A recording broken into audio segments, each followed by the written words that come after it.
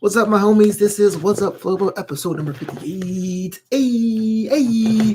That's why I used to do that kind of thing, which I don't have with me because all of my DJ gear is in storage, and that storage unit is locked down. That's for certain hours during the lockdown crisis. I'm jonesing. I realized it was a couple days, a couple weeks actually, since I've been able to play around with the ones and twos a bit, and I figured, hey, look. If you've been watching What's Up Flobo, I talked about comedy, talked about AfterBuzz, talked about hosting, but I haven't really given the DJ side of my life that much love as far as doing episodes about them. You guys can look back about the origin of Flobito, DJ Flobito, or look back on some of the things and when I got the award for best service or being a couple's choice. But I don't know. I figured I'd just give you a DJ episode today to keep things in the mix. Before I do, of course, thank you so much for comment, and subscribing. That Wrestling with Your Questions show I do every week with Jack Farmer. I think we had episode 4. Has done very well, man. People have reached out and said they like the dynamic and how we're a little bit more loosey-goosey than our Raw show and our AEW show. So thanks so much for that. And more content's coming down the pipe. So I always say this: if you can, like, comment, share, subscribe. If you can't, tell a friend about it. It's all good. It's all free. And if you have some extra cash to spare, I'm always have extra content over at the Patreon, patreon.com/FloboBoyce. Brand new stuff's coming down with that as well. So, I want to talk to you about some of my least favorite gigs I've ever done. And I'm trying to keep this as simple as possible because I know clients can just totally search and Google me. So I'm not going to be like, this chick was so messed up or that guy was a jerk. Not that kind of video. But I want to talk to you about some of my least favorite gigs and what I learned from them. And hopefully that if you guys are thinking about going to the gig economy when things open back up, keep that in mind, that communication is key. That is the name of the game of today's episode. When people ask me what's your least favorite gig, off the bat, I got to go to this one time I was asked to fill in for another DJ on a birthday party. It was at this rich country club out in Los Angeles. It was a graduation party. So the kid was like 14 and wanted to do like a going away party for his class. And it looked like the family was like rich, but not as rich as all the other people around them. So to them, this event was like we got to show people we can keep up with the Joneses. I don't judge. I play music for a living. So I was like, hey, can you come out there and can you do some music? Like, no problem. Do you do karaoke DJing as well? And the answer is I don't. Karaoke DJing or KJing is a whole different skill and subset to be able to encourage people to come up and have the great big book with all the songs and run the machine. But there is a way to retrofit on my turntable, on my controller, on my deck that I can switch from normal DJing to KJing. It's a pain in the butt, but I was like, yeah, sure, fine. So we signed the contract. You're going to be a DJ and karaoke DJ. You're like, great. Let's make it happen. But a week before the event, it was the client that keeps on adding more things, hoping that you'll bend or break, right?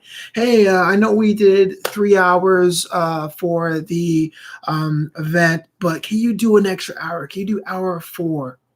And like, usually no, but I usually come to events so early that I set things up early that it's not a big deal. I go, fine. Now, most OG DJs will tell you no. Renegotiate the contract right then and there and stop it. But I said, no, not a problem. Also, when it comes to my payment structure, I usually get paid a couple of weeks before the event, the second half of my deposit. But since I got on board within a week, I didn't really press it as much. But 3 days before the event, I go, hey, I don't usually set up unless I've been paid. That's kind of how it happens. And she's like, oh, yeah, don't worry. I'll have the money for you day of. And I hate doing that because now you become like the guy in charge of the fun, right? Without my money, I ain't playing nothing.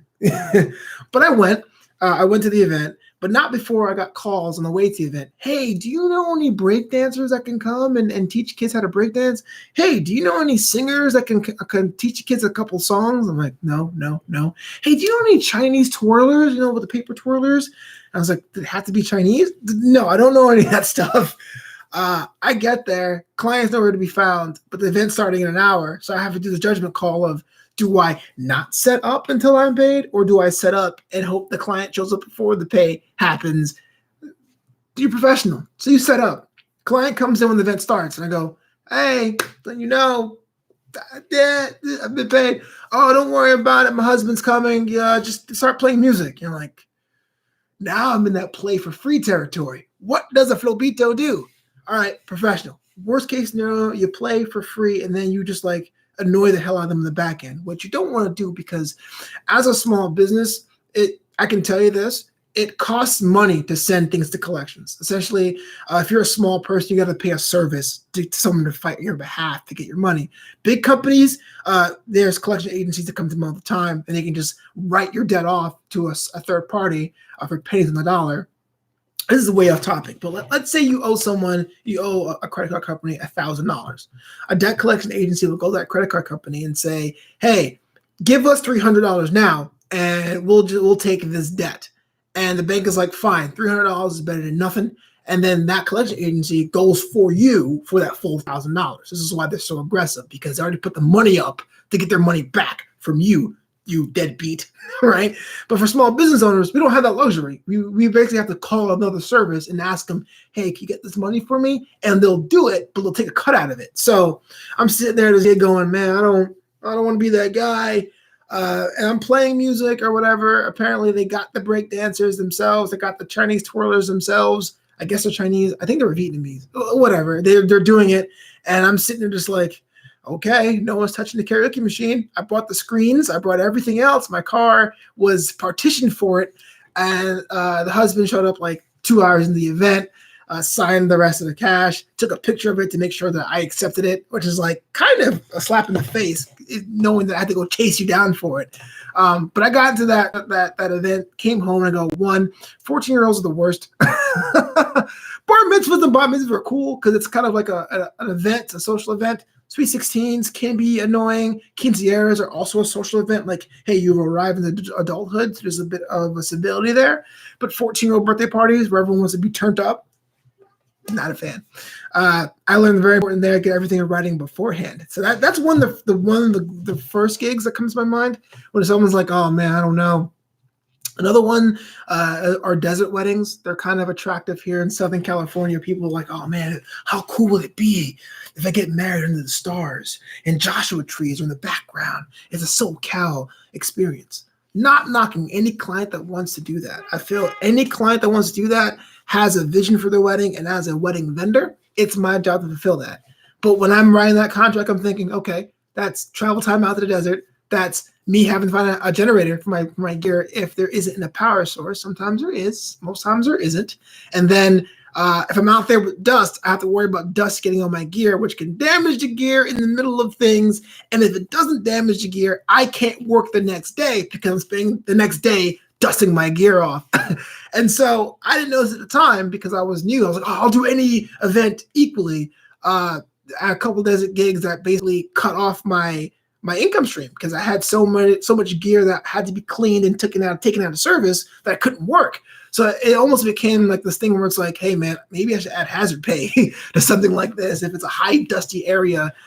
Beach weddings too. Sand is actually more deadly to gear than dirt because sand is all granular. Microscopically, it's like sharp. It can like cut into cables and get into holes and sockets and stuff. It's pretty bad.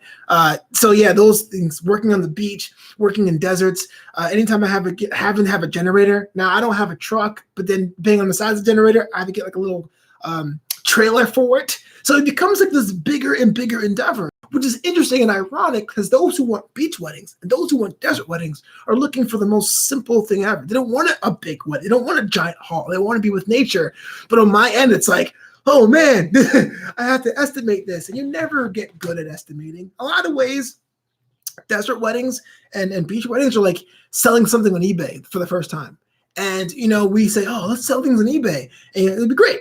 And you sell things on eBay and someone buys it, but then you don't estimate the cost of shipping or the cost of boxing it or the eBay cost or the PayPal cost. And sometimes for novice sellers, you end up losing money on the deal, right? You end up losing money on these desert weddings and beach weddings. So my first year was definitely a lot of those were like, maybe I should probably give this up. But I've learned to be smarter about that. I've learned about communicating what I can and cannot do and researching how much things would cost me, opportunity costs, things like that nature. So I learned a lot. I learned a lot. I want to thank you so much for checking out this edition of Wassup Flobo. Do me a favor, like, comment, subscribe, follow me on Twitter at Flobo Boyce, on Instagram at Flobito, and of course, Flobito.com. The t-shirt shop, Flobito.threadless.com. New designs are there this month, and I want to thank everyone who stepped up and bought a shirt this month, especially for us creatives. And of course, bonus content is available at the Patreon site, patreon.com/FloboBoys. That's patreon.com/FloboBoys. Do yourself a favor, buy a shirt, get some bonus content, support the homie, like, comment, subscribe. That was my DJ experience. If you want more DJ content, let me know in the comments below, or I should go back to the wrestling stuff. All good. But until next time, be yourself and peace